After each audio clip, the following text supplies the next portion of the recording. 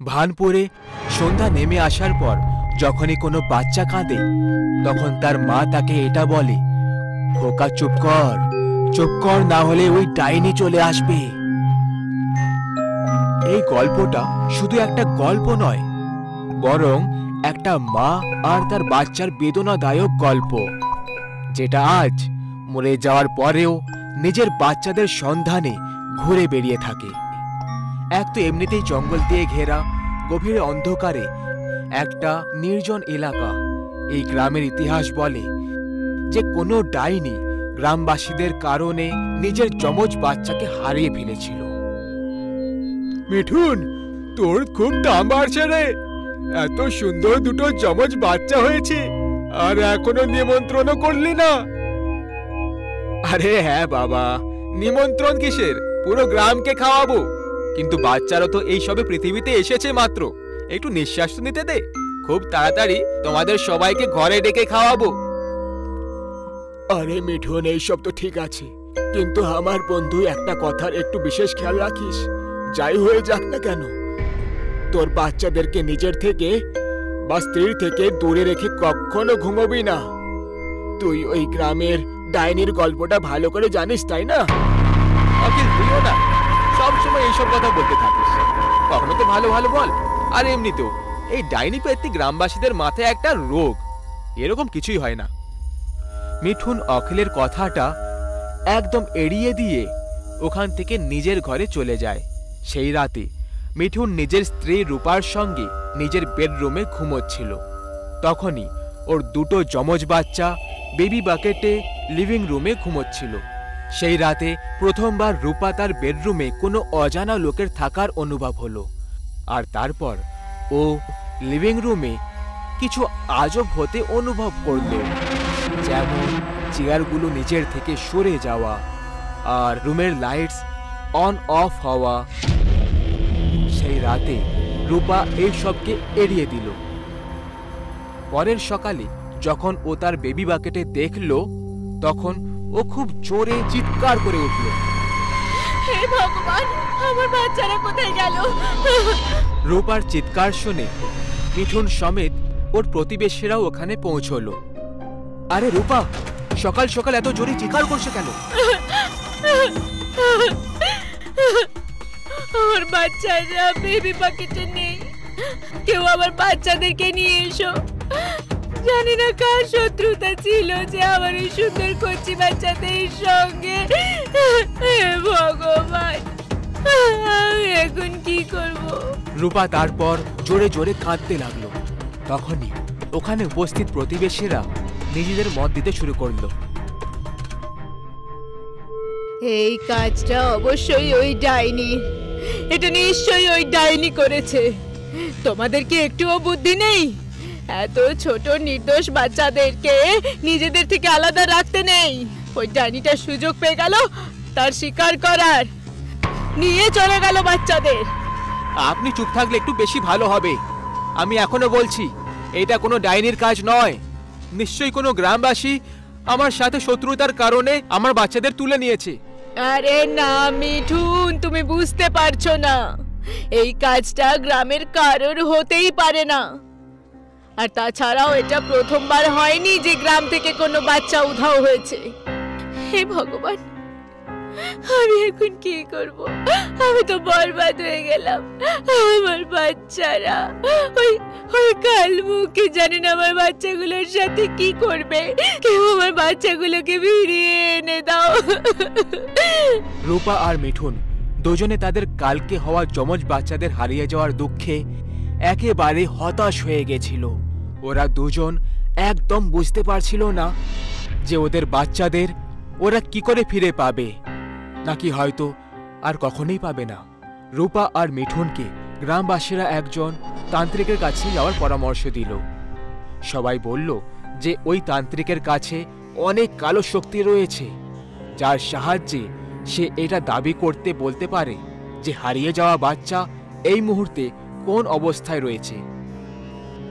ঠিক সেই সন্ধেবেলায় ওরা দুজন গ্রামের পাশে একটা জঙ্গলে তপ করছিল। এক তান্ত্রিকের কাছে এসে পৌঁছল আর তাদের সঙ্গে হওয়া দুর্ঘটনাটা পুরো গোড়া থেকে শোনালো। তোমরা চিন্তা করো না, শুধু তোমাদেরকে যেমনটা বলবো তেমনটা করে যাও। তান্ত্রিক ওদের দুজনের হাতে কঙ্কাল দিয়ে বলল, আর ওদেরকে 10 মিটারের দূরত্বে দক্ষিণ দিকে বসে চোখ বন্ধ করতে বলল। ওরা দুজন তান্ত্রিকের কথা অনুযায়ী একদম তেমনটাই করছিল। রূপা, যখন তোমার কোল ভারী বলে মনে হবে তাহলে তখনই তোমার হাতে রাখা ওই কঙ্কালের মাথা ছুঁড়ে দেবে। আর মিঠুন, তুমি ততক্ষণ নিজের চোখ খুলবে না যতক্ষণ তোমাকে বলা না হবে। রূপা নিজের চোখ বন্ধ করে চুপচাপ বসেছিল। ওখানে তান্ত্রিক ক্রমাগত নিজের মন্ত্রের উচ্চারণ করছিল। আর তখনই রূপার অনুভব হতে লাগলো যে ওর কোলে কিছু ওজন বেড়ে চলেছে। রূপা তখনই ওই কঙ্কালটাকে মাটিতে ছুঁড়ে দিল আর নিজের চোখ খুলে দেখলো ও নিজের কোল খালি দেখতে পেল। ও তখনই ওই তান্ত্রিকের দিকে তাকালো। ওর তো হুঁশ উড়ে গেল। রূপা দেখল ওই তান্ত্রিক আর মিঠুন একে অপরের মুখোমুখি বসে আছে, যেখানে মিঠুন জোরে জোরে নড়ে যাচ্ছিল আর ওই তান্ত্রিক মিঠুনের মাথায় রক্তের তিলক লাগাচ্ছিল। রূপা তান্ত্রিককে জিজ্ঞেস করল যে এইসব কি চলছে। তান্ত্রিক ওকে চুপ করে থাকার ইশারা করল আর শান্তিতে বসে থাকতে বলল। তখনই হঠাৎ মিঠুনের ভেতরে কোনো মহিলার আত্মা চলল আর তারপর মিঠুন বলতে শুরু করে দিল, এই যমজ বাচ্চাগুলো আমার। এরা সেই বাচ্চারা যাদের আমি বহু বছর ধরে এই গ্রামে খুঁজে চলেছি। কিন্তু তুই এত বিশ্বাসের সঙ্গে এটা কি করে বলতে পারিস যে এরা তোরই বাচ্চা? কারণ গ্রামের অনেক বাচ্চাদেরকে অপহরণ করে মেরে দিয়েছিস তুই। হ্যাঁ, এটা সত্যি যে আমি বাচ্চাদের অপহরণ করি, যাতে আমি পরীক্ষা করতে পারি যে ওরা আমারই বাচ্চা। আর যখন আমি জানতে পারি যে ওরা আমার বাচ্চা নয়, তখন আমি ক্রোধে এসে ওদেরকে মেরে ফেলি। কিন্তু এইবারে এরা আমারই সন্তান, আর আমি এদেরকে মারবো না, বরং এদেরকে নিজের সাথে নিয়ে এই গ্রাম থেকে দূরে চলে যাব। তুই কি করে জানতে পারলি যে এরা তোরই বাচ্চা? এদের পুনর্জন্ম হয়েছে। এখন এদেরকে পাওয়ার পর তুই গ্রাম ছেড়ে কেন চলে যাবি? আমার যমজ বাচ্চাদের নিখোঁজ হওয়ার পরে আমি পাগল হয়ে গেছিলাম। আমি গ্রামবাসীদের থেকে প্রতিশোধ নেব ঠিক করলাম। এরই মাঝে অনেক তপস্যা করে এই বরদান পেলাম যে আমার বাচ্চাদের যখনই পুনর্জন্ম হবে ওদের রক্ত কালো হবে, আর এটা একটা সংকেত হবে যে ওরা আমারই সন্তান। কিন্তু এর শর্ত ছিল যে আমি বাচ্চাদেরকে তাদের জন্মদিনের 2 বছর হওয়ার পরেই ওদেরকে ছুঁতে পারবো। এরপর আমার ওদের উপর কোনো শক্তি থাকবে না। এই কারণে যখনই গ্রামের মধ্যে কারোর ঘরে বাচ্চা হতো, তখন আমি তাদের ঘরের বাইরে ঘুরে বেড়াতাম আর অপেক্ষা করতাম কখন ওই বাচ্চারা তাদের থেকে দূরে যাবে। আর যখন এই বাচ্চারা কিছু সময়ের জন্য আলাদা হয়, আমি ওদেরকে উধাও করে দিতাম। আর যখন আমি আমার এই 2 যমজ বাচ্চাকে পেয়ে গেছি, তাই আমার যাওয়ার সময় হয়ে গেছে। বরদান হিসেবে আমি এই গ্রামে ততদিনই থাকতে পারতাম যতদিন আমি নিজের বাচ্চাদেরকে না পেয়ে যাই। এখন আমার মমতার তেষ্টা মিটে গেছে, তাই এখন আমি যেতে পারি। এইটুকু বলেই মিঠুনের শরীর থেকে একটা দ্রুত গতিতে হাওয়া বাইরে বার হলো আর মিঠুন অজ্ঞান হয়ে মাটিতে পড়ে গেল। ওদিকে রূপাও এইসব দেখে খুব কাঁদতে লাগলো। আর এর সাথে ওখানে কয়েকজন গ্রামবাসীরা এসে পৌঁছলো আর রূপাকে সামলালো। এই ঘটনার পরে আর কখনো ওই ডাইনিকে গ্রামে বা কোথাও গ্রামবাসীরা দেখতে পায়নি। হয়তো ওর নিজের সন্তানকে ও পেয়ে গেছে। এই কারণে ওর মমতা আর ওর রাগ দুটোই ঠান্ডা হয়ে গেছে। কিন্তু আজও যখন ওই গ্রামে কোনো বাচ্চা কাঁদে, তখন তার মা এটাই বলে, চুপ কর, না হলে ও এসে যাবে। রাত প্রায় 1টা বাজে। গ্রামের বাইরে একটা পুরনো গুহা থেকে মন্ত্র উচ্চারণের আওয়াজ আসে। ওম ত্রম্বকম আর এক আজমাহি তান্ত্রিক সুগন্ধিত পুষ্টি অগ্নি প্রজ্বলিত বর্ধনম। করে। ওম ত্রম্বকম তান্ত্রিক আজমাহি না থেমে সুগন্ধিত মন্ত্র পড়ে পুষ্টি যাচ্ছিল। বর্ধনম। ওম ত্রম্বকম আজমাহি সুগন্ধিত পুষ্টি বর্ধনম। ওম ত্রম্বকম আজমাহি সুগন্ধিত পুষ্টি বর্ধনম। এই ডাইনি, আমি জানি তুই এখানেই কোথাও আছিস। আমি তোর এখানে উপস্থিতি অনুভব করতে পারছি। লুকোনোর কোনো লাভ হবে না, আমার সামনে আয়, না হলে তোর সাথে ভালো হবে না। নে, এসে গেছি আমি। চলে যা এখান থেকে। চুপচাপ এখানে বসে পড়। আমি বসবো না, তোর যা করার করে নে। হ্যাঁ, বসেছে তো নাকি? ওম ত্রম্বকম আজমাহি সুগন্ধিত পুষ্টি বর্ধনম। ওম ত্রম্বকম আজমাহি সুগন্ধিত পুষ্টি বর্ধনম। এই মন্ত্র জপ বন্ধ কর, বন্ধ কর তান্ত্রিক, এই মন্ত্র জপ বন্ধ কর। তুই এই গ্রামবাসীদের কেন বিরক্ত করছিস? ছেড়ে দে এই গ্রামটাকে। তান্ত্রিক, তুই আমার আর গ্রামবাসীদের মাঝে আসিস না, না হলে তুইও মারা পড়বি।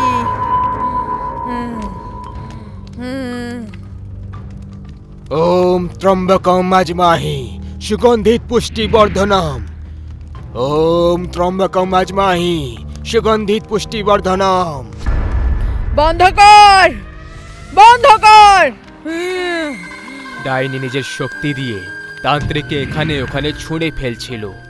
তান্ত্রিক মন্ত্রের জপ আরো জোরে জোরে করতে লাগলো। ডাইনি নিজের হাত পা ছুঁড়তে লাগলো আর সিঁদুরটা হাওয়ায় উড়াতে লাগলো। মহাকালীর আদেশে আমি তোকে বশে করছি। এটা তুই ভালো করলি না তান্ত্রিক।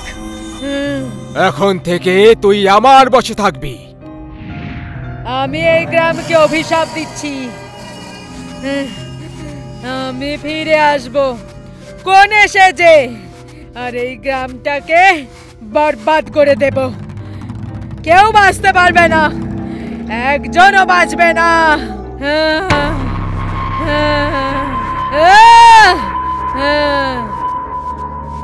কিছুদিন পর গ্রামবাসীরা ডাইনিকে ভুলে যায় আর তার অভিশাপটাকেও।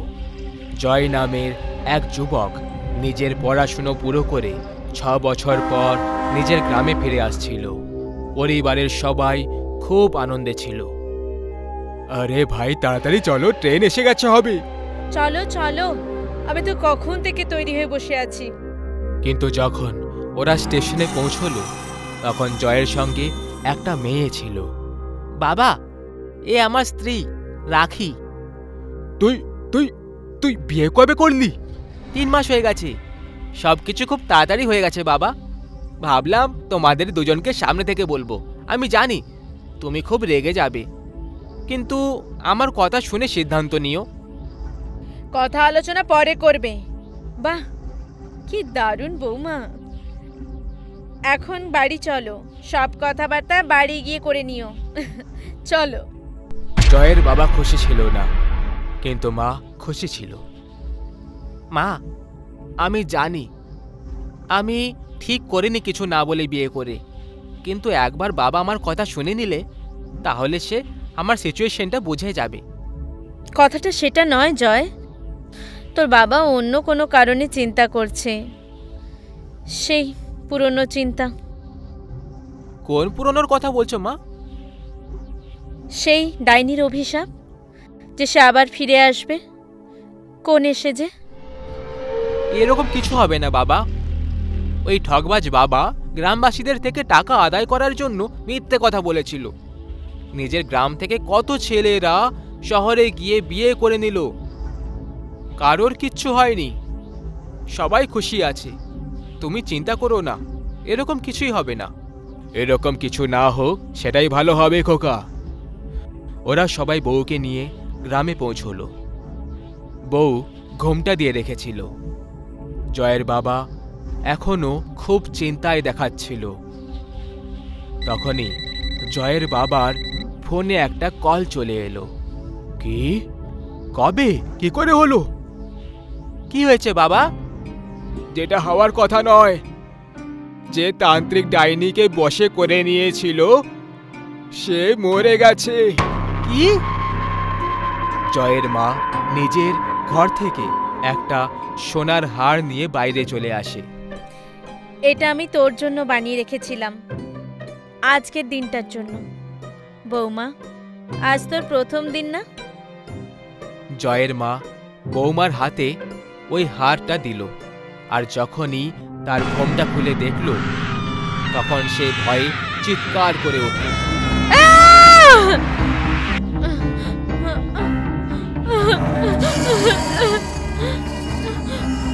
হ্যাঁ, আমি এসে গেছি।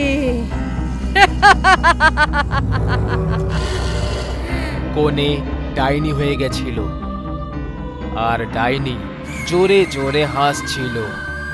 আর জয়ের মা ডাইনিকে দেখে রুমের বাইরে পালানোর চেষ্টা করতে লাগলো। তখনই দরজা বন্ধ হয়ে যায়।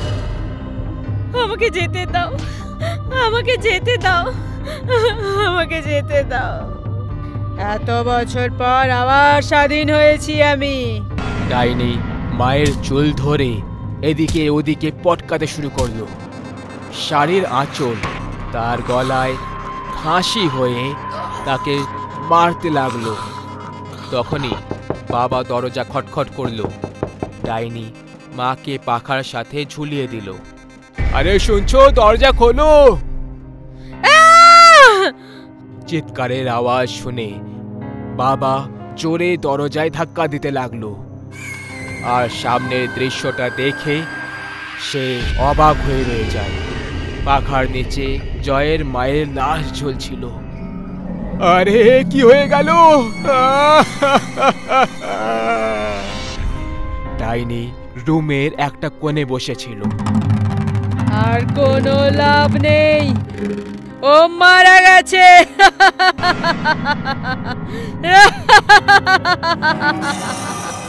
বাবা এখানে ওখানে পালাতে লাগলো। জয়ের নাম হেঁকে হেঁকে ওর বাবাও তার পেছনে দৌড়লো।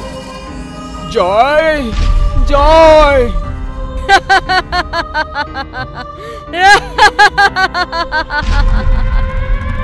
দৌড়তে দৌড়তে বাবা নিচে পড়ে যায়।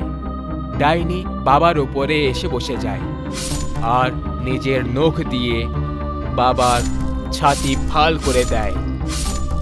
বাবা খুব জোরে চিৎকার করে ওঠে।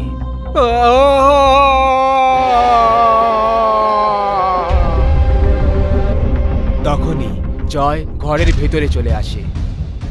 অদ্ভুত তো, এখানে তো কেউই নেই। বৌমা এলো, সবাই ছেলেকে ভুলে গেল।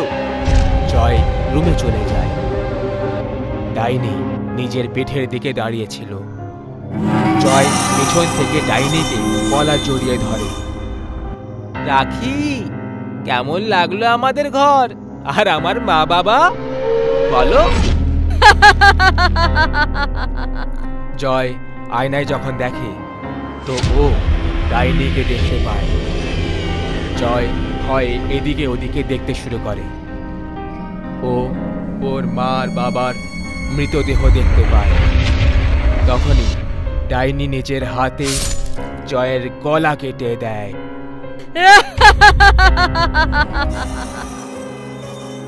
কোণে ডাইনি গ্রামের প্রত্যেকটা ঘরে গিয়ে লোকেদেরকে মেরে ফেলল।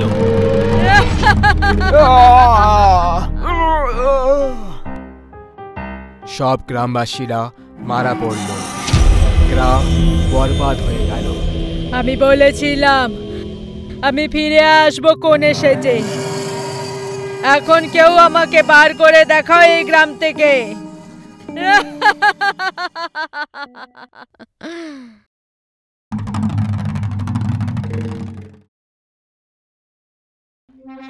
একটা শহর থেকে অন্য শহরে রাস্তা বানানোর কাজ চলছিল।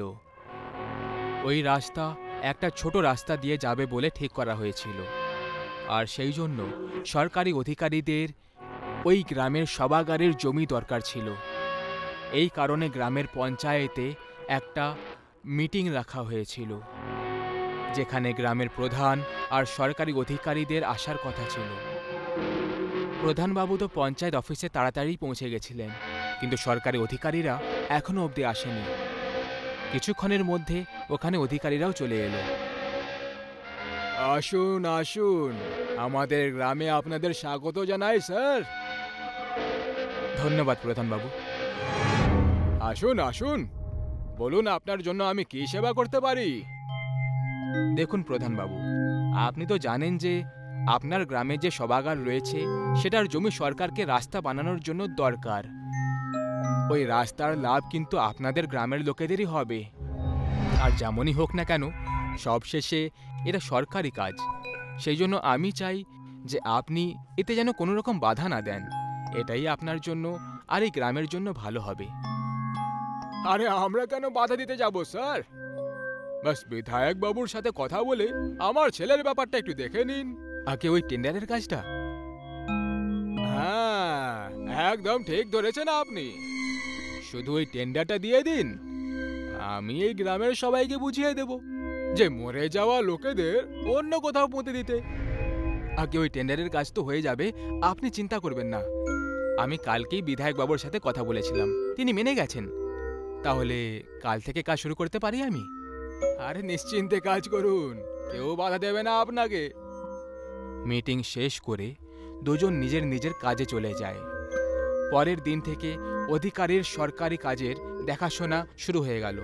গ্রামের সবাই খুব খুশি ছিল যে এখন একটা ভালো আর পাকা রাস্তা পেয়ে যাবে। পুরো দিন বাধা ছাড়া কাজ চলতে থাকলো। বড় বড় মেশিনগুলো সভাগার পুরোভাবে উবড়ে দিল, চারিদিকে বড় বড় গর্ত করে দিল। সেই দিন মাটি থেকে অনেকগুলো কঙ্কাল বাইরে বেরোলো। ওই সব কঙ্কালগুলোকে পোড়ানোর জন্য একটা জায়গায় নিয়ে এসে জমা করা হলো। প্রথম দিনের কাজ পুরো হয়ে গেছিল। রাতে সব মেশিন বন্ধ ছিল আর কারিগররা সবাই ঘুমিয়ে পড়েছিল। দ্বিতীয় দিন অধিকারী আর প্রধান কাজ দেখতে আসে। তখন তারা অবাক হয়ে যায়। কাল যে জমিটা মেশিন দিয়ে উবড়ে দেওয়া হয়েছিল সেটা আজ একেবারে মসৃণ ছিল, যেন এখানে কিছুই হয়নি। সব গর্ত ভরে গেছিল আর কঙ্কালগুলোও নিজের জায়গায় ছিল না। আরে প্রধানবাবু, আমরা কাজ শুরু করেছিলাম, অনেকগুলো কঙ্কালও বের হয়েছিল যেগুলো এখন এখানে নেই। আমি তো কিছুই বুঝতে পারছি না। আর এটা কি করে হতে পারে? স্যার, কোথাও তাড়াহুড়োতে আপনি অন্য জমি খুলে দেননি তো? আরে কি বলছেন আপনি প্রধানবাবু? আমরা এত বড় ভুল কি করে করতে পারি? তাহলে এইসব কি করে হয়ে গেল? অধিকারী চিন্তায় পড়ে গেল আর সে নিজের সব কারিগরদের আবার কাজ করার আদেশ দিয়ে দিল। পুরো দিন মাটি খোলার কাজ চলতে থাকলো, কিন্তু এইবারে তারা একটাও কঙ্কাল খুঁজে পেল না। সব মজদুর আর অধিকারীরা অবাক ছিল। রাতে আবার কাজ বন্ধ করে তারা শোবার জন্য চলে গেল। অধিকারী যেখানে বাসা করেছিল ওটা একটা ছোট ঘর ছিল, ওখানে নিশ্চিন্তে ঘুমোচ্ছিল। হঠাৎ কেউ তার দরজায় এসে খটখট করলো। সে হড়বড়িয়ে উঠল। এত রাতে কে এসেছে হবে? অধিকারী তাড়াতাড়ি দরজা খুলতে গেল। সে দরজা খুলল, তখন বাইরে প্রধানবাবু খুব বেশি ভয় পেয়ে দাঁড়িয়েছিল। আরে কি হয়েছে প্রধানবাবু, আপনি এত ভয় পেয়ে গেছেন কেন? স্যার, তাড়াতাড়ি আমার সাথে চলুন, অনেক বড় গন্ডগোল হয়ে গেছে। আরে কিন্তু হয়েছেটা কি? আপনি নিজেই দেখে নিন। কিন্তু কোথায় যেতে হবে সেটা তো বলুন। আমি আপনাকে রাস্তায় সব বলে দেব, আপনি আগে তাড়াতাড়ি আমার সাথে চলুন। প্রধানবাবু আর অধিকারী দৌড়ে দৌড়ে সভাগারে এলো। অধিকারী হাঁপাতে হাঁপাতে এদিকে ওদিকে দেখতে লাগলো। সব মেশিন বন্ধ ছিল, চারিদিকে নিস্তব্ধ ছিল, গর্তগুলো যেমনকে তেমনই ছিল। আরে কি হয়েছে প্রধানবাবু? আপনি বলছিলেন যে সব আগের মতো হয়ে গেছে, কিন্তু এখানে তো সব ঠিক আছে। প্রধানবাবু সামনে দেখে খুবই শান্তির স্বরে বলল, স্যার, কিছু জন আপনার সঙ্গে দেখা করতে চাইছে। কারা? এরা। এইটুকু বলে প্রধানবাবু মাটির দিকে ইশারা করল। অধিকারী পিছনে ঘুরে দেখতে লাগলো। যখনই প্রধানবাবু হাত বাড়ালো, মাটি থেকে আত্মা স্বরূপ কঙ্কাল বেরোতে লাগলো। ওদের মধ্যে মহিলা, পুরুষ আর জন্তু জানোয়ারের কঙ্কালও ছিল। আর সবাই মাটি থেকে বাইরে বেরিয়ে হাওয়ায় দাঁড়িয়ে পড়ল। অধিকারী সেই দৃশ্য দেখে খুব খারাপভাবে ভয় পেয়ে গেল। সে প্রধানবাবুর দিকে ঘুরে দেখলো আর তাকে বলতে লাগলো, আরে প্রধানবাবু পালান এখান থেকে, এরা সবাই ভূত। অধিকারীরা দেখলো যে প্রধানবাবু নিজের জায়গা থেকে নড়ছিল না আর তার চোখ দুটো সাদা হয়ে গেছিল। হঠাৎ প্রধানবাবুর ভেতর থেকে একটা কঙ্কাল বাইরে বেরোলো আর কঙ্কালের বাইরে বেরোতেই প্রধানবাবুর শরীর নিচে পড়ে গেল। অধিকারী পালানোর চেষ্টা করতে লাগলো, কিন্তু তাকে সব কঙ্কাল মিলে ঘিরে ফেলেছিল। আর ওদের মধ্যে একটা কঙ্কাল সামনে এলো। আমাদের ঘর নষ্ট করার তোমাদের সাহস কি করে হলো? মরে যাওয়ার পরেও তোমরা সরকারি লোকেরা আমাদের শান্তিতে থাকতে দাও না। কিন্তু কোনো ব্যাপার নয়, জ্যান্ত লোকেরা তোমার কিছু ক্ষতি করতে পারেনি, কিন্তু আমরা কঙ্কাল তোমাকে শাস্তি দিয়েই ছাড়বো। এখন তোমাকে আর এই প্রধানকে আমরা ছাড়বো না। প্রধানের আস্তে আস্তে করে জ্ঞান ফিরে এলো। সে চোখ খুলে দেখলো তখন কঙ্কাল তাকে ঘিরে দাঁড়িয়েছিল। ভয়ের চোটে তার শরীর কাঁপতে লাগলো। আরে স্যার, এসব কি হচ্ছে? আমরা এখানে কেন এসেছি? আমি এখানে কি করে চলে এলাম? আমি তো নিজের ঘরে আরাম করে ঘুমোচ্ছিলাম। আমরা সবাই এই সভাঘরের কঙ্কাল, যাদের ঘর তুমি নষ্ট করেছো। এবার আমরা এর প্রতিশোধ তোমাদের থেকে অবশ্যই নেব, তাও আবার আমাদের নিয়ম বিধিতে। আমি কিছুই করিনি, এই সব এনার ভুলের জন্য হয়েছে, আমাকে যেতে দিন। ওদের আওয়াজ শুনে সব কঙ্কাল নিজেদের দাঁত কটকট করতে লাগলো। দাঁতের আওয়াজ শুনে মাটির স্তূপ নিজের থেকেই থরথর করে গর্তের মধ্যে পড়তে লাগলো আর গর্ত ভরা শুরু হয়ে গেল। যেভাবে যেভাবে গর্ত ভরতে থাকলো, প্রধান আর অধিকারীর আওয়াজ শান্ত হতে থাকলো। কিছুক্ষণের মধ্যেই সভাগারের সব গর্ত ভরে গেল। এবার অধিকারী আর প্রধান চিরকালের জন্য গর্তে জ্যান্ত দফন হয়ে গেল। গর্ত ভরে যাওয়ার পর সব কঙ্কাল চুপ করে গেল আর আস্তে আস্তে মাটির ভেতরে যেতে লাগলো। এরই সাথে পাশে দাঁড়ানো গর্ত করার মেশিনও মাটিতে ধসতে লাগলো। মেশিন পুরোভাবে মাটিতে ধসে যাওয়ার পর মাটি আগের মতো হয়ে গেল। ওই দুর্ঘটনার পর কোনো সরকারি অধিকারী ওখানে আসে না, আর সরকারও ওই গ্রাম থেকে রাস্তা বানানোর কাজ বন্ধ করে দিল।